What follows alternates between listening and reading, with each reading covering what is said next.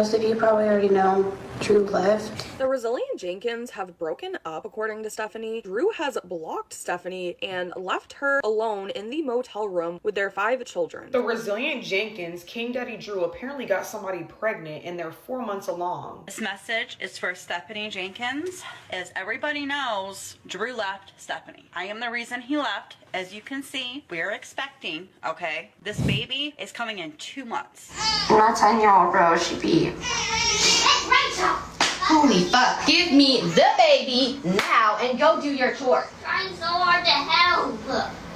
Addie, no you're not, and you need to stop. You ever think to yourself how something can't get worse, like it's literally at the bottom of the barrel, but time and time again, it shows that it actually can? This is the resilient Jenkins family. I've talked about this family multiple times on this channel and how they are the most disturbing TikTok family on the entire platform. But with the new information that has arisen, I could not do anything but make a video over the stuff that is happening. And to be honest with you, it's more disgusting than when we originally found them. As you can read in the caption above, we're a family of 6 going on 7 living in a 1-bedroom apartment. As the kids grow older, that means we constantly have to adapt our environment to give them more means for privacy and extra space. When outside our environment appears cluttered, disorganized, what have you. But quite frankly, after making do for nearly 3 years now, I have nothing but a grateful spirit for the roof over our head. Generally, the instant judgment me and my husband receive, why have so many kids if you don't have enough space for them? See, my perception is judgment comes from a place of not having the experience. When you've experienced enough, you generally don't judge people. A poor blended family based out of the Northwest, where there was a woman who had about 4 kids expecting another one, that had a husband, baby daddy, whatever he's called, that doesn't have a job and refused to get work, classifying it as 9 to 5 work because he doesn't want the man to be on his neck. And kids who don't have the bare necessities. These are kids with broken beds that can't get replaced. They're sharing rooms with cats who are peeing and pooping all over the floor. The house smelled like mold and everything like that. They eventually get kicked out of this home. It gets discovered that he, the father, is a deadbeat dad.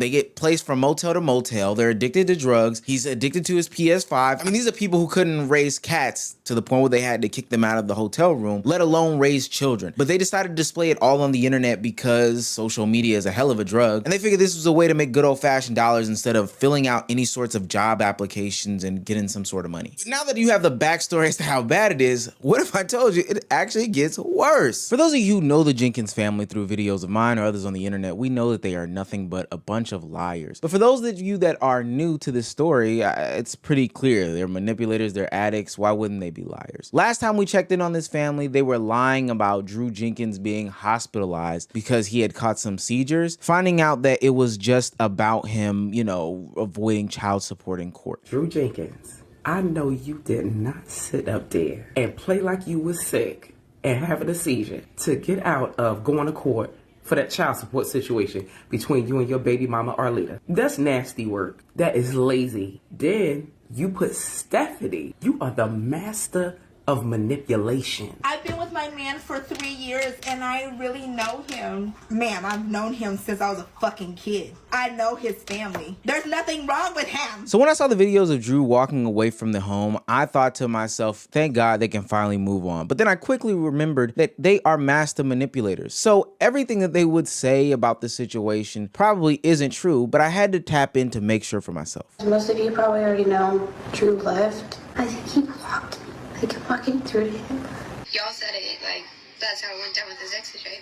Just cold-hearted, like, out the picture, like, the kids don't matter. Like I said, I don't know what's next. I know my car is like nearly $2,000 behind that I gotta catch up on. I'm already paid up to Friday for this motel room, but that doesn't necessarily keep me here, if that makes sense. But I'm probably gonna end up just having to completely start fresh because I ain't even gonna try to go into a storage unit and get all the stuff that's in the storage. And let's be honest, most of the stuff that was at the apartment wasn't in the best condition anyway, so a fresh start was kind of gonna be needed anyways. 2 and 2 didn't add up to me. One, we know that Stephanie has been used in manipulation tactics before in that same baby mama situation from earlier, but also you haven't paid your car payment in a couple of different months and it's behind. Drew wasn't working. Yeah, he was doing gig work, but you were even stating how it wasn't enough to sustain and that's why you were doing social media. I had to dig deeper because I know that this family is filled with a bunch of different liars, which led me to find out that they didn't put this ruse on because they had broke up because, you know, Drew is tired of it or whatever the case may be. No, there was a bigger secret to be revealed. And in pops Drew's next baby's mother, the side piece or whatever the case may be. Yes, I am the reason the Resilient and Jenkins broke up. Me and Drew Jenkins have been having a emotional affair,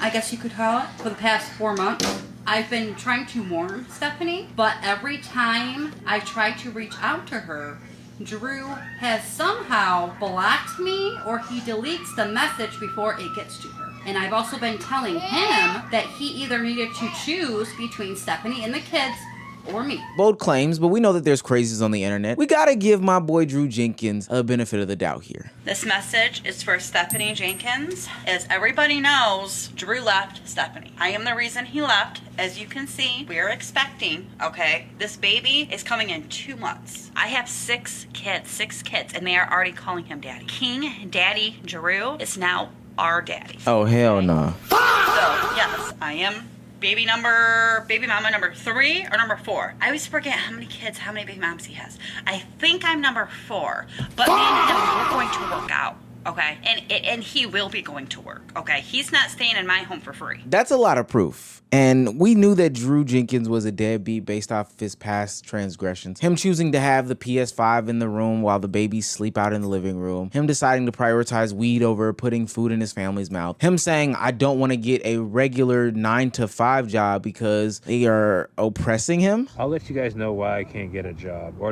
it's not that it's that I don't want to.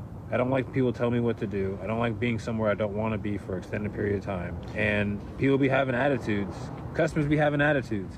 And I don't like to deal with it. So I'll just walk out. I will not show up the next day. Yeah, that's the most bullshit excuse I've ever heard. These people were living in a house that was filled with mold, piss, cat poop, all types of insects flying around. Kids didn't have beds. Food was barely being placed on the table. And he decided he didn't want to work because of this. This is simply a ain't shit man. And I was on Stephanie Jenkins' side about, oh, well, you know, he finally decided to up and leave. She can start her life over together. But now I'm coming to realize that it's just a cover-up because he had an actual baby on her. So Stephanie Jenkins is on the internet trying to save face about the whole situation, framing this as some sort of breakup. It was gonna make me feel bad that I love people with my entire being, okay? No one's gonna make me feel bad about that. It'll make me feel stupid that I didn't push for this pain any fucking sooner.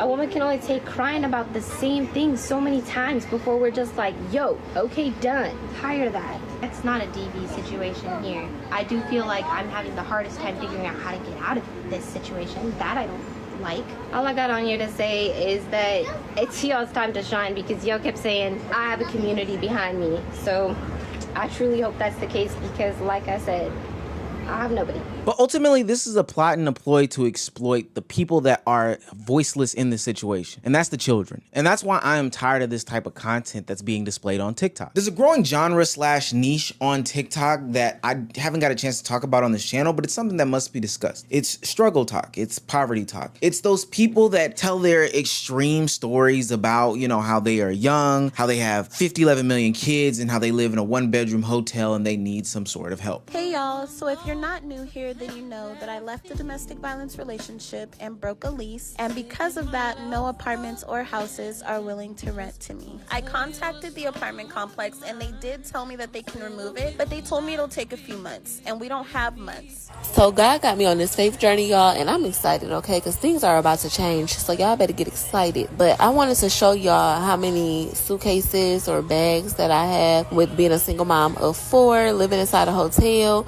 I wanted a storage unit, y'all, but I said, you know what, let me fix these suitcases up, and baby, I really don't need no storage unit, y'all. This is actually good for me to have 4 kids. Now, some of them, like the ones that I just showed there, depict very good stories that people need to hear, stories of people that are, you know, voiceless, that need help, that are looking at their situation and trying to figure out if there is light at the end of the tunnel, showing that this is a verified pathway out. You can do it too. But then there are situations like the Resilient Jenkins where people are being incompetent, gamifying their struggles and like leaning on their chats and their communities in order to basically pay their way, purposefully avoiding any sort of job or any sort of labor, which I know the labor market is fucked up right now, but they are still avoiding any sorts of work as a means to justify them staying in this situation so you can feel sympathetic for them and so you can give them your dollars.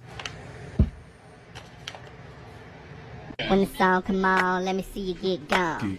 Baby mamas, this your song. Been pregnant for way too long. Now tell the DJ turn it on. I have no idea how far along pregnant. Far enough along that the nausea is at its peak though. So that makes me think I'm about 7-8 weeks-ish. So this will be my 6th time being pregnant. I've had 2 miscarriages, 3 babies, and this is number 6, so we're gonna find out. We're praying for the best, of course. We're believing for the best. Regardless, I find it goofy that when you're into your like 3rd, 4th time in a row, you really should not be getting so many questions by the doctors or like, you know, we highly recommend you don't mess with the cat box. Can you recommend to my cats they don't shit then? That would be great. Stay away from too many herbal teas. I'm gonna drink my teas, thank you. This is a woman who's so selfish that even for the sake of her own kids, can't even put aside the lifestyle that she's living in order to make sure that she's having, you know, maybe a less complicated pregnancy. Something that we forget oftentimes when we look at family content on the internet is that there are actual kids involved in these situations. Like, we just don't give a damn about them at all. And I think that that does a disservice because while we're sitting here bashing these parents, which rightfully so, they deserve, and that's what I'm going to continue to do in this video, there are kids behind the scenes. And I want to make sure that that's crystal clear. While this stuff is going on, there are kids that are suffering.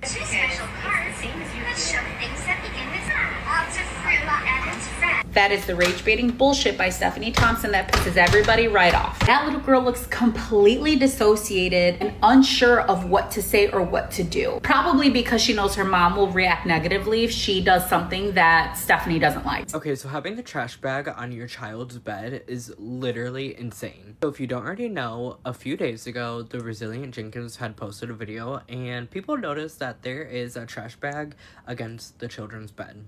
Let's take a look. So as you can see right there,